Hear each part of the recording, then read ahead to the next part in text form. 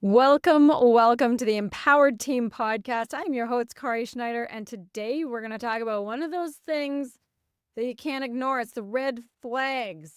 I'll give you a little context here. You ever see those renovation shows? I'm in the midst of a project of renovation, so I'm very familiar with what you think is going to be done and then what actually has to be done. So you see the TV show where they're going to knock out a non-load bearing wall. But then obviously they go and knock it out, and then there needs to be another beam. It did need some load bearing support, or it had duct work in it or something like that. So what was a little adjustment, what was a refinement turned into a big red flag. And this happens in business, it happens in life, it happens in all areas. And we want to be able to discern, is this a refinement or is this a red flag? I coach people over and over again in their systems in life, in their systems in business, to repeat and refine, repeat and refine, repeat and refine. This podcast is an example of repeating and refining the topics, the titles, the delivery, what happens. So if you're looking at this in your life in somewhere, especially in your business, especially in some system that you might have, and you're looking to repeat and refine, how the heck do you know if you need to refine or if it's something that is a red flag and it needs some real overhauling? It needs something that's going to really need some work, need some changes, need some difference. How do you know? So that's what we're going to look at today. We're going to look at, is it a red flag or just a refinement? Is it a tweak or is it something that needs overhauling? This is the signal that you can't ignore. And what we're going to do is go through what does this mean and why does it even matter to your life or business? And then look at the 3 things that really must happen in order for you to identify a red flag and know if it really needs the attention. So some of these problems just need the quick fix, like I said, and some of them need a major overhaul. It's a red flare, a warning sign. There's something deeply wrong. You want to know the difference. So does this happen all over the place? It happens without us knowing it. And what happens is it loses energy. It's what's called an energy leak when this happens. So I'll give you a stat here. I'll read this one to you. Between 50 to 70% of business process re-engineering initiatives fail or don't deliver meaningful benefits. 50 to 70%, that's a ton of wasted time and energy if 50% to 70% of the initiatives are really wasting time. And you don't want to do this. So if you've got high failure rates on redesigns and new initiatives, then you want to make sure that you don't have to do a new initiative unless it's really needed. You want to make sure that you're just going to do a tweak or a refinement if that's what's called for, and you're going to do an overhaul if that's what's called for. So how can you discern? That's what we really want to find out today.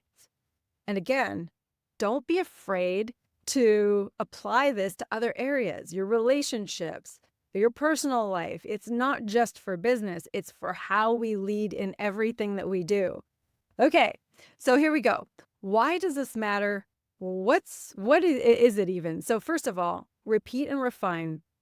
A refinement is that small, targeted, little shift or change within an existing system. This is the most important part of it. It's an existing system. It's fundamentally sound. So for instance, if I have a daily meeting with an assistant, and that daily meeting goes on and we cover what needs to be done and away we go and we make the plans for the week, and it's fundamentally sound. We have a system, it works. And if we're going to do a refinement, maybe we adjust a workflow that saves 5 minutes per meeting. That could be a refinement. We're not changing the whole system. It's a beautiful scenario, and away we go. Now, here's a red flag. Let's say there's a deeper indicator of a major problem or a failure risk.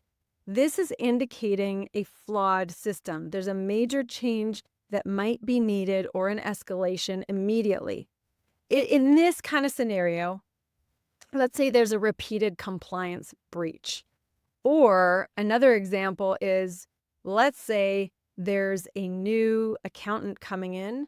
And in the meantime, for a couple of months, AI was doing the role.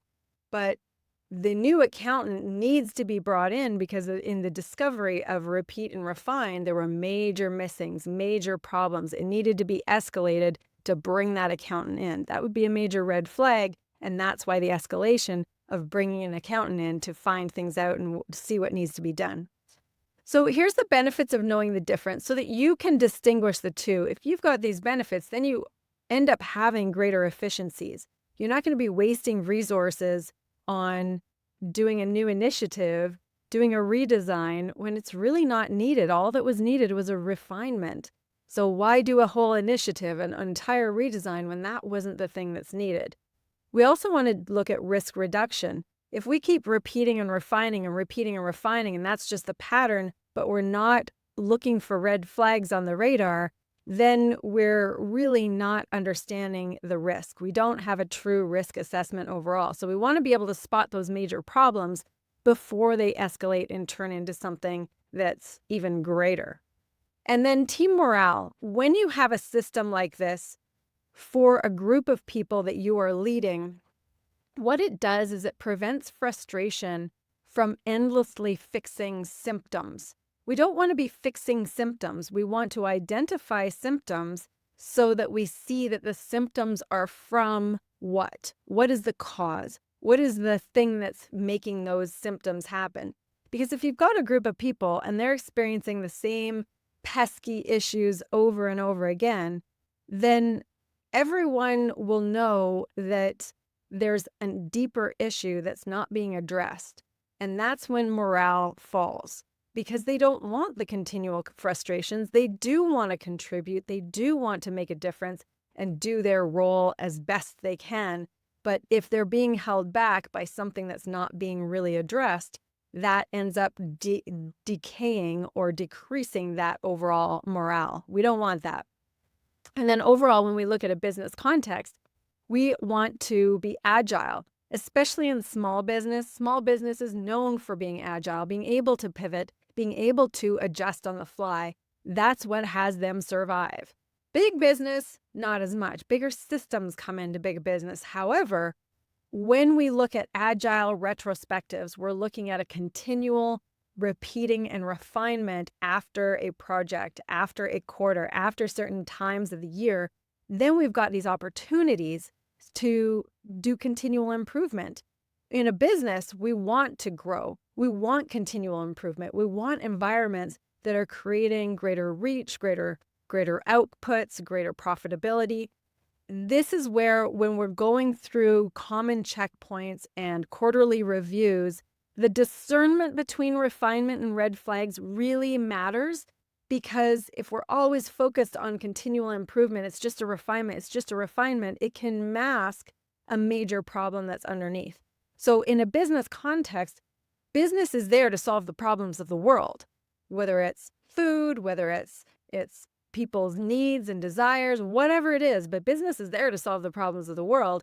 And if it isn't actually improving in the most efficacious way, what it means is that we've got business that is just trying to improve for the sake of improvement instead of really following through what it's meant to do, whatever that purpose or mission is of the business. So I want to run an idea across. This is something that actually happened, and it's a system called Six Sigma, and it's a major system. What I'm describing to you in the repeat and refine is a simple thing that you can use in everyday life. It's a simple thing you can use with big business or small business or within departments. However, there's a system called Six Sigma, and it uses this is the concept, and this is amazing. I think this is so profound. It's about, and I'm going to read this for you so I get it completely clear. It's about making processes so consistent that defects are extremely rare. We're talking so rare, specifically no more than 3.4 defects per million opportunities, and then uses statistics and problem solving in order to achieve that. Imagine that. 3.4 defects per million opportunities. that is something that it's profound to get that kind of repeatability. So those processes are so consistent that the defects become so unlikely. Now, what does it take? So what is this Six Sigma thing? And I'm just using this as an example because very large companies have used it to save billions of dollars. So what we're talking about right now, the repeating and refinement and discerning between a refinement and a red flag, is just a smaller scale of this. And that's why I'm using this real life example so that you can really see how impactful things like this are. So Six Sigma, what it does is it defines a problem clearly and it uses a framework. And typically that framework involves defining, analyzing, improving, controlling for existing processes. And it has this system that it and then verifies for new processes. But there's a lot of measurement, there's a lot of analysis, and then improvement on the process, designs, tests, changes, all of those things, and then controls for the future. So monitoring systems are put in place in order to make sure that it's working, that it stays on track, it doesn't slip back into the old process or the bad habit, which is what humans tend to do. We slip back into the old processes so easily. And this is why we want to have something in place that looks at continually repeating and refining and then discerning, is this really a refinement or is it a red flag? So when you do things like this, there's higher quality, there's lower costs, there's faster processes. And ultimately, when I talk about business solving the problems of the world, we have happier customers or a greater purpose or mission that's really succeeding. And that's what we want, whether it's your home life in your family, whether it's your department, whether it's your personal actions, or whether it's within a business that you're running. So to use an example for this Six Sigma, it was GE and I think it was no, it wasn't Microsoft. It was another company as well. GE, though, specifically used Six Sigma to overhaul manufacturing processes. And I want to make sure I have these numbers right. In the 1990s, and initially saving $350 million in the first year. And then eventually, as it continued to be used, over $1 billion annually. Can you even, those numbers are staggering. It's amazing that they accomplished something like that by using a system like this, all by reducing variation and defects in production. Now, defects are just in that production when you're talking about a specific product. Defects in that product will translate that into a inefficiency in a system if it wasn't a specific product, if it was a service, for example, in accounting or whatever. So the point here is, imagine that for your home. Imagine that for your small business. Imagine that for, at scale, like I've just described, billions in savings. Imagine how that impacts how many people and the quality of product. That impacts millions of people. So now you look at this and go, well, what if that was a small business and it was not $350 million in the first year, but let's say it was $350 per week. And then for a small business, that turns into a savings of close to $1,500 a month. And then you compound that over the year and you get more efficient as you go along. And perhaps you've saved 20 grand over the year. So this is important, this one little part of making sure you understand that a refinement is very different than a red flag. So the question becomes, how do we identify a red flag? Because not everything's a red flag. It might just be a small tweak, a little adjustment, away we go. Let's do this.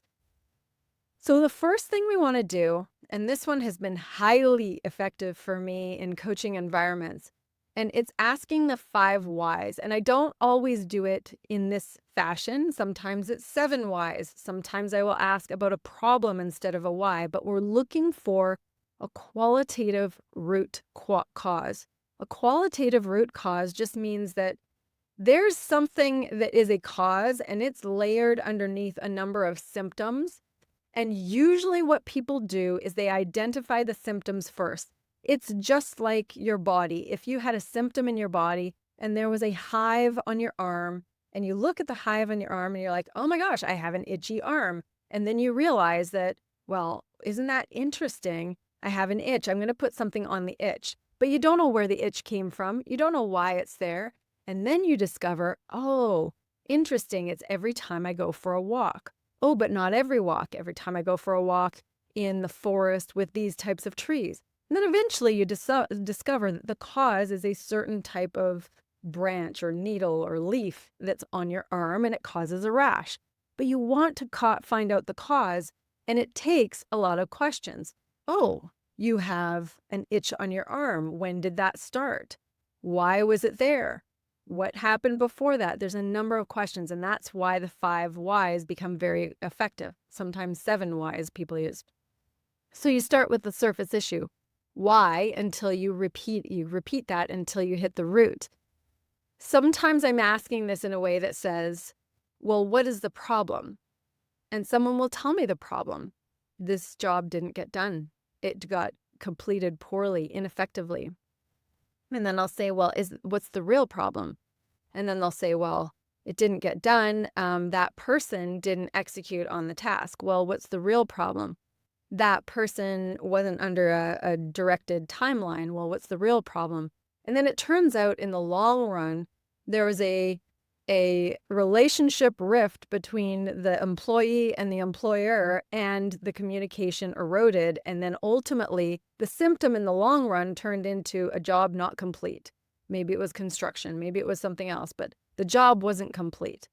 So we want to get from the symptom into the cause, and that's how we can discover, is this a red flag? Now, if the root of the symptom, if we get to that cause, that root, and it's small, localized, it's likely a refinement. No red flags. This is awesome. If the root from all those symptoms, we get to that cause, is cross-departmental, if it's large, if it's something that is a blaring system problem, then we've likely got a red flag.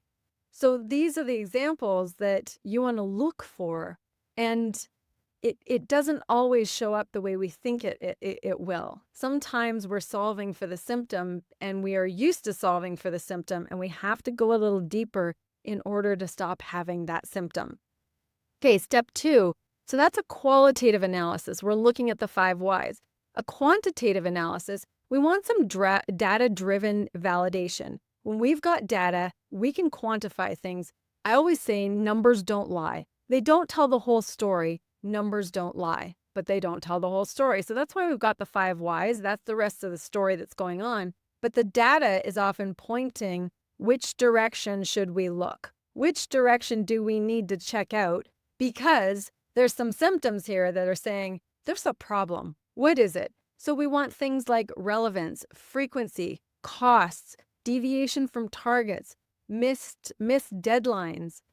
These patterns end up coming up. And if it's a small one dip, if you're looking at a chart or a graph, probably just a refinement. But if you consistently have downward trends, we've got some red flags. We want to know what's going on, why, and we've got the quantitative analysis to support that something needs to change, maybe a little more drastically than we thought. And we want to have a lasting effect, and small tweaks may not be able to do that. So we can decide whether this is a small tweak that we need or a red flag. So we want a quantitative analysis.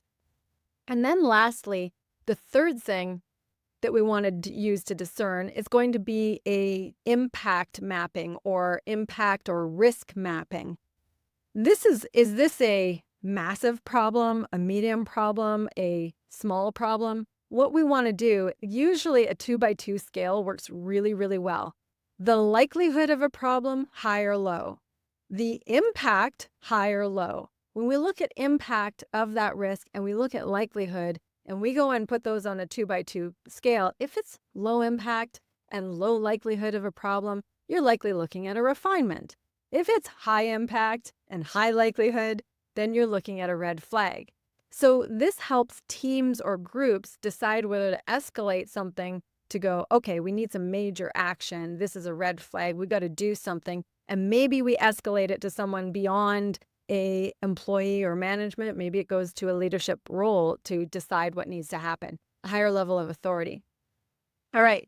So this is the last part. We want to identify ways to manage red flags. We're only going to escalate something. This is number one. We're only going to escalate something to a higher level of priority or importance. Remember, we're all busy. I'm not going to escalate the rash to take to the hospital unless it's high urgency, high importance.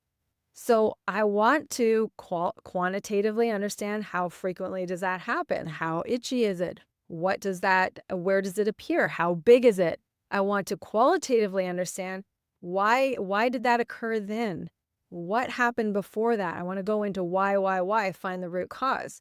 So if I've looked at this and now this thing is all over the body and it's really, really itchy and red and it's starting to blister, okay, that's escalated. Go into the hospital right now. Same thing in business. We've used qualitative, we've used quantitative, and we've assessed the impact risk. So with that evidence, because we've used those 3 steps, then we can decide, all right, I think I'm going to take a message to the major decision makers or emphasize some urgency and some impact. This has to happen now. Escalate with that evidence with what we used on the 3 ways to identify. And then what we're going to do is contain and stabilize. Just like an injury, just like triage, you want to make sure that you've just kind of put a clamper on it. If it's a fire, we're not letting it get into the next building. We're holding it in this one. So implementing some sort of containment system so that we can manage what's going on, ensuring that your family or the team or whoever else is involved knows that this is temporary. We're just containing. It is basically doing something to hold it like a Band-Aid until we get to the hospital. So let people around know that this is what we're doing right now to prevent any further problems, and these are the next steps we're taking. So it can be clear for yourself and anyone that you're speaking with that you're managing the root cause. That's what the intention is. And in the moment, you are managing, making sure it's not going to get worse, making sure you're doing damage control, containing, maintaining. That's the important part in that moment, and communicating as such. Then the last part of managing a red flag is redesigning or overhaul. Now, something might need a major fix, and I'm going to give you an example that's different than business, that's more like relationships. Let's say that something from the past keeps coming up. If something from the past keeps coming up, and a common statement in relationships is, well, don't keep bringing up the past. If the past keeps coming up, then that usually means that the thing from the past didn't get solved. So the past ends up getting repeated. And in that case, then that's the sign, okay, something needs to change because we keep doing the same thing. Same thing in business systems, same thing with our own personal actions, same thing in relationships. Those are our 3 major containers. So take a look at what needs to really be overhauled here. And this is where people on a personal level can have maybe an existential crisis, a midlife crisis, and they overhaul a whole bunch of things about their lives. Or this is where an entire system or an entire department gets redesigned or overhauled. But remember that stat that I started with really early on. And that stat was that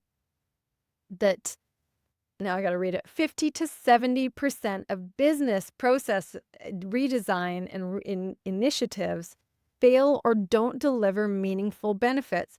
So you're redesigning an overhaul when it's a red flag, when it's something that cannot continue to be repeated without real deleterious effects.